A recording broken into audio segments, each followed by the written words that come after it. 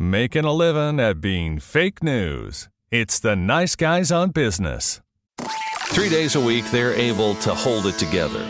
This is not one of those days. Welcome to Fuckery with the Nice Guys. Adults need not apply. No interviews, lots of ranting, and they sometimes stumble onto something useful. Go figure. Now it's time for Nice Guys Fuckery with the kings of fuckery themselves, Doug Sandler and Strickland Bonner.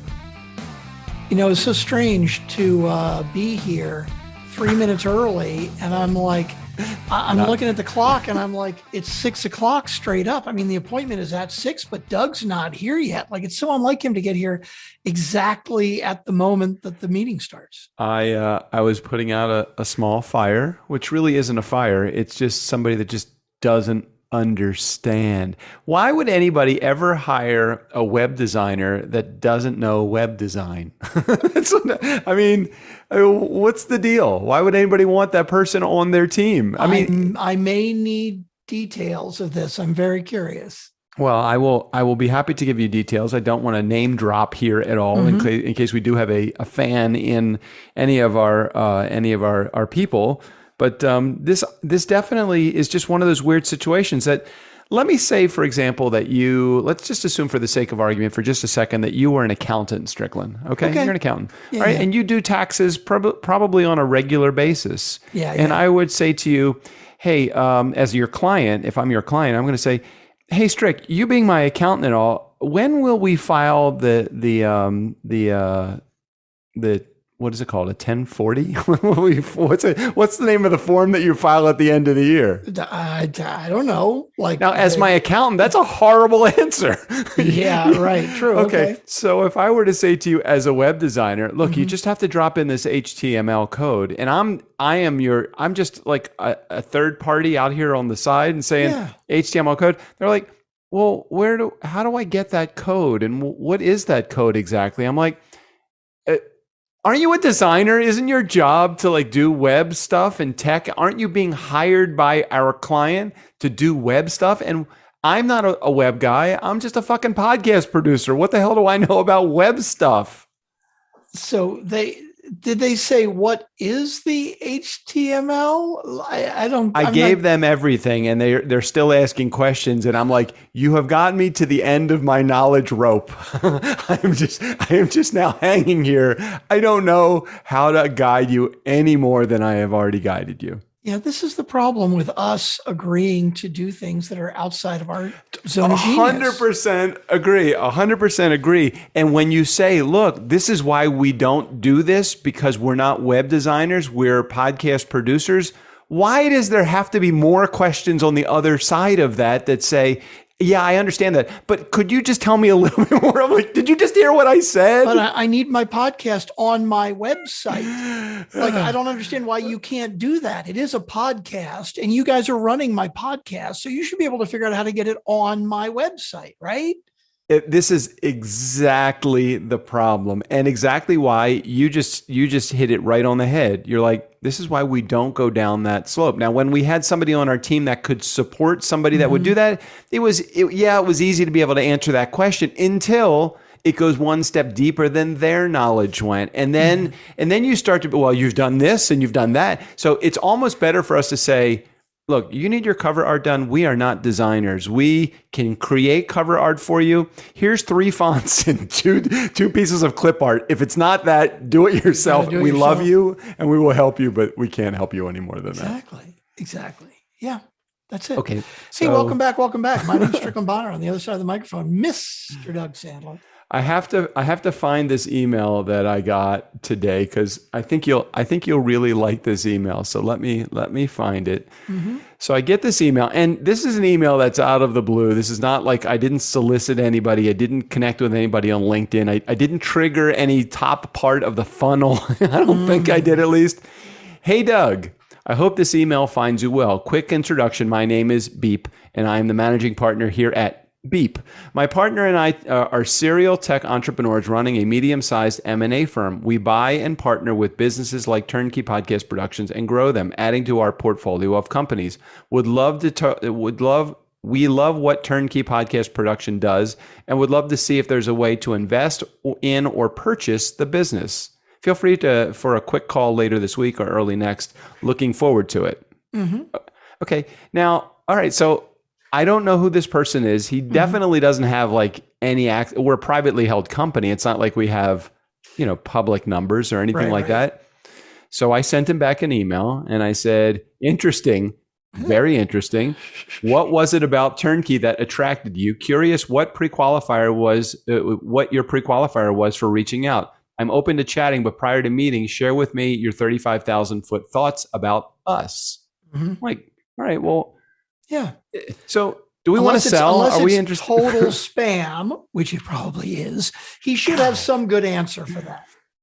I would think there's got to be an answer that hopefully will be a good answer that will entice me to want more, other than commission-based lead generation. Oh my God! Right? It's like I'm like, can't when I reach out to somebody on LinkedIn or am soliciting somebody, there is no hidden agenda. My agenda is right there on the table. I own a podcast production company. It looks like you have a podcast. Would you be interested in figuring out how we could work together so I can help you make money with your podcast if you're not making any money right now? Now, that's pretty clear. It's like I'm about to ask you if you want to, buy a service that I'm selling. Other than saying my service is X amount of dollars, would you be interested in investing in it so that we can help you market or do whatever with your company? Would you be open to it? At least I'm somewhat giving them the information without giving them the entire story, because you don't want to leave all of your cards on the table up front. But it's like, where did this guy get his information about us? Well, did he reply back to you? No, not yet. I'm waiting. I am curious to hear about that, because if he wants to pay us like $5 million for Turnkey, I'm open to sell. Is that what your number is? I don't know. I'd have to think about it. So it's not. So now wait. So you're not a hooker. We're just negotiating. We've already established that we're just negotiating. So how about I buy the business for $100? What do you think we are, idiots? Oh no, we've already established that. Now we're just negotiating. Oh, that's great.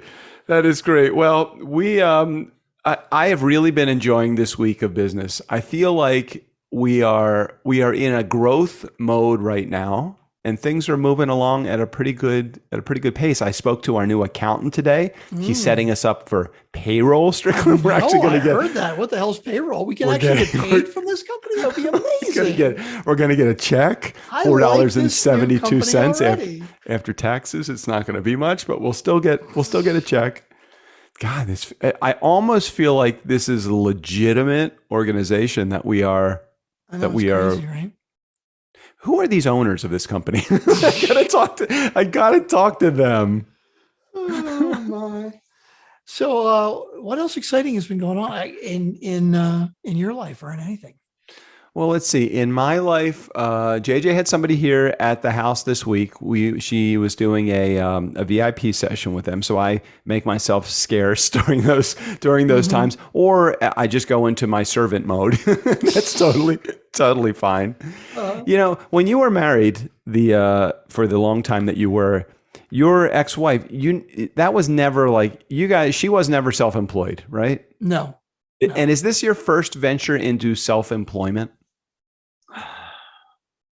Technically, sort of, yeah. I mean, there were a couple of other businesses that I tried, side hustles casually, that never really did much of anything. But yeah, kind of. Well, for example, let's mention the Guy's Guide to Las Vegas. Guide to Las Vegas, yes. That was good. There's a terrific example of a really good idea that nobody else thought was a really good idea. I was the only one that thought it was a good idea. Exactly. It was a good idea too. It was like an insider's guide to Las Vegas, but nobody else felt like it was. I hate when you have like this really good brainchild and just nobody buys into it. I know, because they're all so stupid. Exactly. Well, they're not stupid ideas. Look, if I think that most ideas come out of the idea factory half baked. And our job is to fully bake them as the idea is evolving. And unless you have some big dollars behind you, it really is just tenacity, perseverance, and you stick-to-itiveness that makes an idea happen. Now, I do think in the case of A Guy's Guide to Las Vegas, I think it probably could have been an idea that would have been successful if you, like, look, we've been doing the Nice Guys on Business for 7 years, over 7 years, 7.5 years now, or 7 years and a few months. The business of TurnKey came out as a direct result of us coming up with so many fucking stupid ideas for 2 years. True. Very good point. Yeah. I mean, we tried. TurnKey originally was not what we do now, because we thought, well, who would want to hire us to do podcast production? I mean, it seems to be like a business that I don't want to, it's a race to the bottom. It's as a commodity. But no, we've actually evolved into something that's really cool. And we have 70 clients that seem to agree. That's crazy. And I love it. But so your real first dive into a large scale self-employment business was TurnKey. Yeah, pretty much. Yeah. You've gotten fucking spoiled, man, because I know, right? This is it. I totally have. I agree. I totally have gotten spoiled. So the whole idea of somebody being even remotely interested, even if it is spam, but just the email alone just kind of, piques my curiosity. I love What that. would our business be fucking worth? I don't know. I'd have to, there are calculations you can do for that, and I don't know what they are, but I could look it up.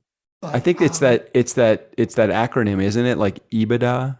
Well, EBITDA is your basic net profit earnings before taxes after. EBITDA is like basically net what you end up with at the end of the day after everything. And don't they take all that number and then just multiply that times X amount of times, and then that's where they come up? What's really cool about this business, and I don't know if it's 100% true, but what's really cool about where this business is going, if it's not already here, is that the business does not require Strickland and Doug to be successful. Well, but that was by design.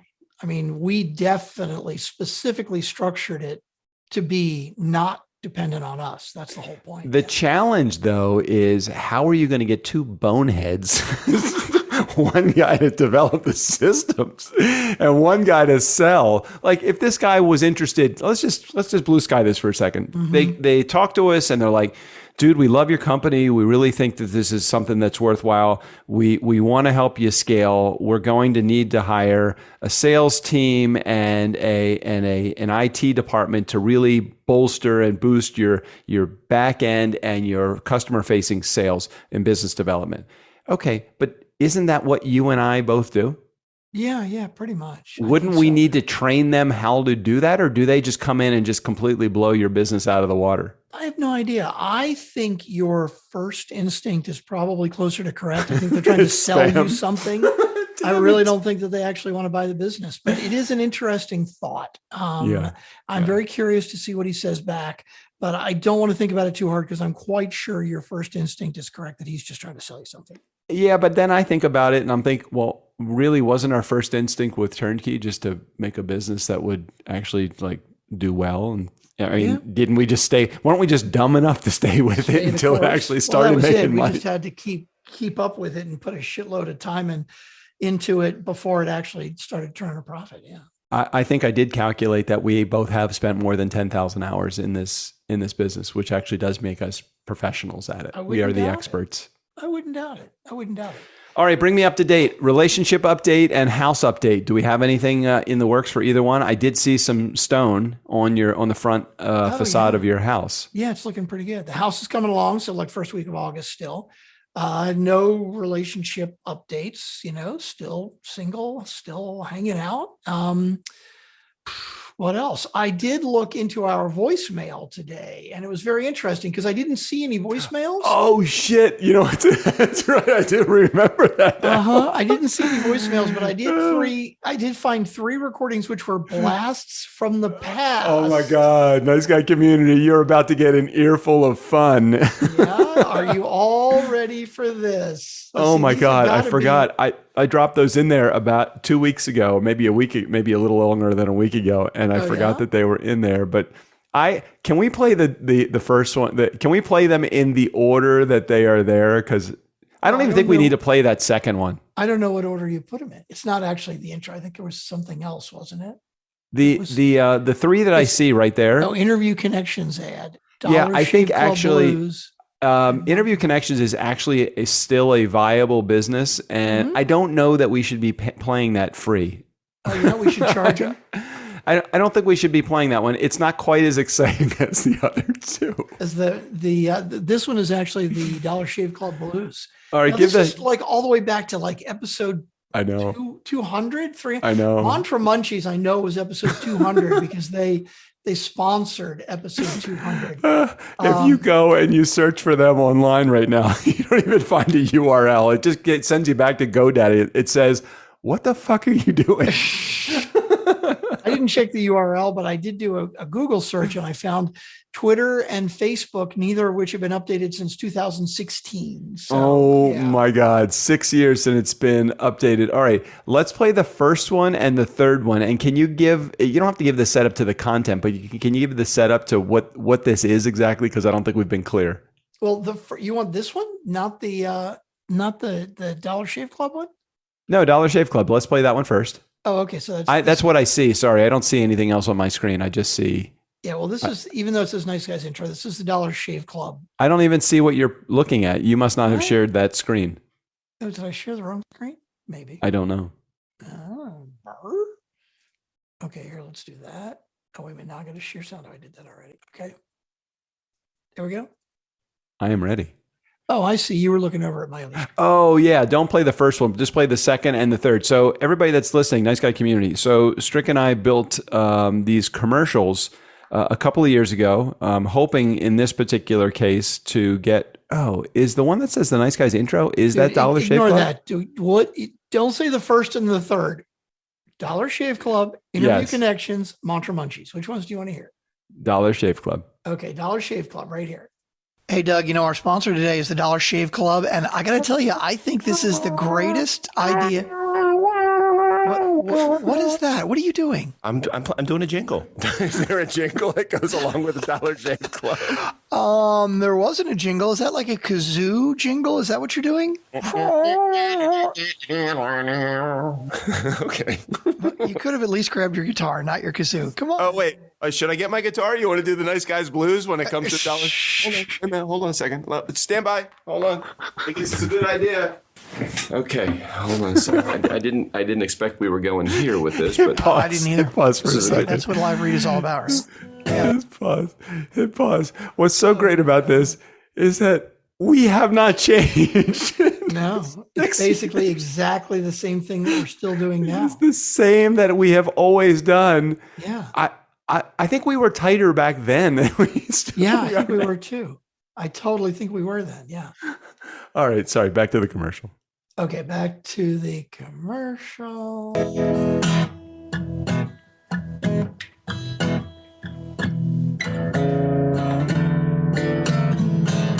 The Dollar Shave Club. It's the way to go. If you gotta shave your face and you don't want to go to the store anymore. That's right, because you never have to go to the store and buy razors. They're going to send them to you immediately right to your doorstep. Yeah! I think the Dollar Shave Club is the greatest idea since the seedless watermelon, and maybe even better than the watermelon slicer. And you can get it for as little as $1 a month. Oh my God, that's so cheap.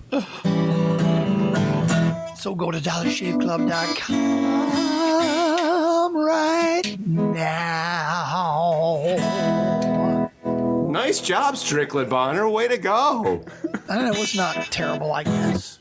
Where did you dig that up? Oh my God. And we just made that up as we went along, of course. Oh, you know where I found that? I found that. So Marjorie is, as her final task with us, is moving the DougSandler.com website from Squarespace over to WordPress. Oh, okay. And this was on a hidden page along with the other two. And I'm like, oh my God, this is the best thing ever. Well, it's the second best thing ever. It's only almost as good as this other commercial that we were so bad that we drove them out of business. It's 3.5 minutes long. Damn. We must have given them a lot of value, and she still complained about it. I don't even know if she ever paid for the bills. Should I go after her? You think I should? No. I don't even remember what we charged her. Whatever it wasn't enough. It was not enough. God, yeah. She teed off on us, didn't she? I don't even remember, but I think so. So here, I'm going to play it, but we're not going to listen to the whole goddamn thing. There's no way. Oh, okay. It's a good commercial, though. Is it entertaining? For 3.5 minutes, it's entertaining? Well, we'll let our Nice Guy community be the judge of that. Nice Guy community, just call us at 4242 DJ Doug if you would like us to play your commercial for... See, we're playing a commercial for a company that's not even in fucking business any longer. Right? All you got to do is call in and say, play it for free. Yeah. Yeah, totally. All right, play it. Okay, here we go. Hey, Doug, I'm here to talk about our sponsor today, Mantra Munchies. And I had to finish eating and put them down before I started this because they're so good. You were like out of control on the 200th episode. You were just going after. I mean, you didn't even come up for air every once in a while. You know? But, Doug, did you try them? They're so good. I was eating mostly the Goaty OG cookies, the Nice Guy Richer edition. And look, Doug, I am not a foo-foo like vegan and vegetarian. I mean, you've done the Whole30 and all that stuff. So you've done really healthy stuff for your body. Healthy to me is I only eat 2 pieces of pizza instead of 3, right? But it's so good. It doesn't matter. I love the fact that I can eat really healthy with Mantra Munchies and it's still tasty. Where were all of these Mantra Munchies snacks and goody things when I was on my Whole30 program or any of the programs for that matter that I've had to go through? I might actually do like a Whole30 program if I could eat this kind of stuff. It's like you're eating cookie dough. It is. They have the cookie dough creations, hempy fudge brownie flavor, chia chocolate coconut clusters, and I loved the Goaty OG cookies. I don't even understand how one man could eat quite as many healthy things as you. They also have that stuff that you like sprinkle on. What is that one called? The Biomic Blends. Oh my gosh, deliciously sweet and creamy, no sugar, organic coconut milk creamer. Oh, so good. So, the next day after we did our 200th episode live, I actually made a shake. Sometimes I'll make shakes with, healthy stuff in it. And I put the sweet and creamy in and it was so good. So they have this thing called Super Saucy. Also, oh yeah, sassy seasoning for soups, salads, and sauces. Saucy, classy, sassy, mild, and super sassy, spicy. All you're doing is adding hot water for a deliciously creamy instant tomato soup, packed with so many good things. Strickland, I am starving. Gluten-free, dairy-free, organic, raw ingredients, many vegan offerings. It's not everything is vegan, but a lot of it is vegan. But what's amazing is as soon as I hear all those things, I hear gluten-free, dairy-free, organic, raw ingredients, I think taste-free too, right? Like there's no taste to it. And this is totally not that. No, it's like it's as tasteless as the paper that the actual copy was written on. And it's not that way at all. It's so much better than paper. Wait, that's not really saying a lot. Oh, but you got the cookie dough thing, oh God, so good. So Kids like it better than Pop-Tarts. They do? Oh my gosh, yes. Pop-Tarts. They've done studies with thousands of children. No, they really haven't done studies. Wait a minute. I don't think that's... But I guarantee you my kids liked it better than Pop-Tarts. Well, they got the leftovers. That is a winning testimonial. If you can get the triplets involved in anything that is health-related... 16-year-old girls? Yeah, you better believe it. So I guess the important question is, how do I get a hold of any of these Mantra Munchies? MantraMunchies.com. Or you can go to niceguysonbusiness.com and you can click the link there for Mantra Munchies. Jeez. Or click the buy now button right at mantramunchies.com. I would just go right to them because then it's instant access to this amazing. I'm looking at like the creations they have on their website. So good. All right, let me get to this. Can I get to this? It is snack food. Like you can do the cookie dough creations. It is great stuff to put into your smoothies. They also have hot mix stuff, which is like kind of like creamer. Basically, you don't put creamer in your coffee. Instead, you put this really healthy hot mix. Good sauces. Stuff. It's so good. Good stuff. Mantra Munchies. You get yours. I'll get mine. Bye now. Dude, what was it that she didn't like? Hey, by the way, listeners, for those of you who want to buy these Mantra Munchies, sorry, they're fucking out of business. They don't exist anymore. Did she? Was it something about our ad? Like, did we say it looked like a little ball of turd or something? Was that her problem? We said it looked like dirt, and she got so mad. She really got mad. She's like, people eat with their eyes first. Like, oh, fuck. God. That's a great ad. I got to tell you, I would be fucking happy if you got a product, send your product over to us, give us some free, whatever it may be. And we'll fucking do an ad just like that for you. And that'll be the greatest thing since sliced bread. She paid for, I think, 30-second commercial. We droned on for 3.5 minutes. Yeah. And enthusiastically. Very, very enthusiastically. Oh my God. Yeah. This is just some of the different fun things that we have done in our career. It's been so jaded. It's so bad. All right. What else do we want to talk about? Do we have anything? Do we want to actually give our community a nice short episode this week and bail? Or do you have anything else that you would like to talk about, Strickland? Okay. I don't want to get into politics, but I got to make one comment about the January 6th committee, because I know we have some listeners who are Trump fans and who still believe that, he's a good guy and he did not try to actually steal the election. And, just very interesting. So there's a guy, Jeff Clark. Okay. So at the end of the Trump presidency, Bill Barr, he was part of the Jeff Clark 5, wasn't he? I'm feeling glad all over. Ben Folds 5? No, not him. All right, whatever. So Bill Barr was the Attorney General at the time. Now, I don't know if you know this, but the Attorney General is the Justice Department, right? The Justice Department is not supposed to take any leads or anything from the White House. Okay. They are supposed to be independent of each other. Well, Bill Barr, after the election, like a couple of weeks after the election, he basically made it clear to Trump that, dude, I'm not going to prosecute anything. I know you want me to, but I see no evidence of any election tampering. So I'm sorry, I'm not going to do this. And by the way, you're not supposed to ask me anyway. Okay.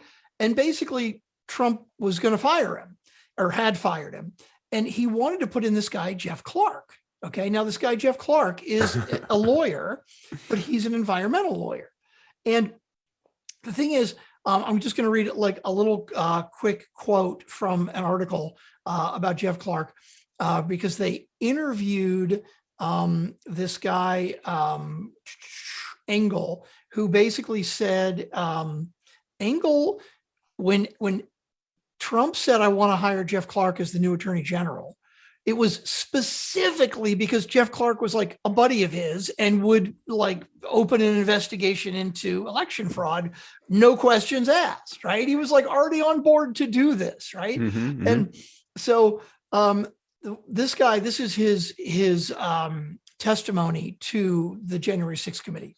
He said, I made the point that Jeff Clark is not even competent to serve as the attorney general. He's never been a criminal attorney. He's never conducted a criminal investigation in his life. He's never even been in front of a grand jury, much less a trial jury. He said, you're an environmental lawyer. How about you go back to your office and we'll call you when there's an oil spill? Says Engel, Donnie, who said in his Senate Judiciary interview, told Trump that everyone in the Justice Department would quit if he elevated Clark, and that Jeff Clark would be leading a graveyard. Now, Jeff Clark was subpoenaed by the January 6th committee in October to ask questions about, hey, Trump and the election, all that kind of stuff. He refused. He did not answer any questions during a deposition. So the committee recommended contempt charges. He didn't answer any of the questions for fear of self-incrimination, right? Didn't he say that he pleaded the fifth? Well, here's the deal. The first thing that happened was the committee subpoenaed him and said, we need you to come in and answer questions. And he refused. He basically said, I'm not coming in. Well, the committee said, hey, we're going to cite you for contempt and force you to come in. And so Clark said, okay, fine, I'll come in. And it was reported that he invoked the Fifth Amendment. In other words, he basically said, I will not answer that question under the grounds that I may incriminate myself more than 100 times. This is a guy who didn't even get appointed as the attorney general. He was somebody who might have possibly been appointed until the people around Trump said, "You're an idiot. This guy can't do the job." So he wasn't even part of the administration, but he still invoked the Fifth Amendment over 100 times when the committee asked him questions. He couldn't just say, okay. That was a sign from God. That was a sign from God. Because Zoom just kicked us out. But basically, Trump, this guy, to invoke the Fifth Amendment. I mean, seriously, when somebody asks you a question, you can just say, "I don't know." I mean, it's that easy. "I don't know." Or you can just say, "No." But no, he basically said, "I'm not going to answer that question because it may incriminate myself." Over 100 times. I think the concern may have been more that he was going to incriminate Trump than it would be that he was going to incriminate himself. And that was a slippery slope for him. I felt for the guy because I don't know that he actually wanted to be in the position of attorney general. I just think that Trump wanted him in there so badly to do the work that he needed to do. He was willing to ignore the fact that the attorney general actually has to have some grand jury experience behind him, any experience, some trial jury, be in front of a jury once in your life in traffic court. Right. Because do you know, he was making the point about a grand jury. Do you know how, if you're a lawyer, do you know what it means to go in front of a grand jury? I do not. I think it's not actually in front of people, is it? It is people, but the way it works is you basically, as a lawyer, you go in front of a grand jury and you say, "Hey, here is some of the evidence I have, and I would like to take this evidence and take this person to court. Do you feel that I have enough evidence to do that?" Now, this isn't, you have to prove that you're absolutely right or that it's good. It's an extremely low bar to basically say, "Here are a few facts that I have. Do you think that this would be okay to bring this to trial?" And the grand jury says either, "Yeah, I think that'd be okay," or "No." So it's not even like he's battling against another side or anything. I mean, it's a very low bar. He hadn't even ever done that. He's never done a criminal investigation, which is exactly what the attorney general does. That's all the attorney general does. He's never done that before in his entire life. And the other part of the testimony I heard, and I haven't listened to all of it, but I read some about the Georgia electors. Basically, there were these phone calls where, Trump was like, I won Georgia by like 400,000 votes. I just need you to find 11,000. The elector in Georgia, he was a Republican, right? The guy that was in charge of the elections in Georgia, he basically said, "Mr. Trump, we have recounted 3 times. We have 6 million votes that have been machine counted. They have all been hand counted, and then they were machine counted again. And those 3 counts all came within like 1/1000% of each other. In other words, they found a handful of ballots that were incorrect out of 6 million. And he basically said, when you do a hand count, you expect to have a variance of up to about 0.5 to 1%. And 0.5 to 1% for, 6 million votes easily could have been, 100,000 votes or something. And he basically said there was no difference. And this is correct. I'm sorry that you don't, and there were no votes that came in after the deadline. You have no grounds for this. What channel are you watching this series on? Are you episode 6 already? Where are you in the season? Well, that's it. I'm letting it go because I haven't been watching them. I think they've had 3 of them televised so far, and they've each been 2 or 3 or 4 hours each. I haven't been able to find. I've been looking. I don't have regular cable TV, and I've been looking on like Hulu and Netflix. I was thinking that it was on one of the like the networks like that. CNN. I think it's on CNN. Fox chose not to show. Well, Fox didn't show the first one, but they showed. How do you get CNN if you don't have cable? Can you still get it? I don't know. I remember seeing the first one somewhere, and then I'm like, fuck! I thought it was on Hulu originally, and I can't find it. It's basically the bits and pieces that I've been seeing is that the evidence is just so ridiculously overwhelming. And the very interesting thing that this Georgia guy who was the head of electors there, he said he had an interesting conversation with a guy who was a lawyer, right? He was a lawyer in Georgia, so he knows the law. And basically the lawyer said, look, man, I know Georgia, and I know that Trump won Georgia. And he said, this is what we've done. He basically laid the facts out. And he says, yeah, but I know he won. And then he laid more facts out. And then he said, but it just doesn't feel right. And then he laid more facts out. And then the last thing this guy said, and this is an educated guy, he's a fucking lawyer. He basically said, I know in my heart that Trump won. And basically no amount of facts was going to turn it over. And that's the problem. When you so strongly believe in your heart that something is true for whatever reason, just because you want to believe it or because you've heard it from certain people so many times, it doesn't matter. The facts don't matter. And that's where I really feel like we are right now. I think they canceled it on Hulu. I'm not 100% sure. At what point did we not turn this into a political episode? Yeah, I know. I knew I should have stopped. I shouldn't have even opened that door. There were 66 lawsuits brought to different states about election fraud. Not one of them even went to trial. Like, what's the? It wasn't like there was a judge, and there were a bunch of these were brought to Trump-appointed judges, and the judges didn't say, you know what? I think I don't know that you're right. I think, but maybe possibly there's a case. Okay, let's take a listen. Every judge said this is fucking ridiculous. I'm not even going to take it to trial. What is the end goal of the January 6th commission? What is the end goal for it? So I believe the lofty goal, the big lofty goal would be to absolutely prove that Donald Trump broke the law and that he tried to steal the election. And if they prove that, then he would never be able to run for office again.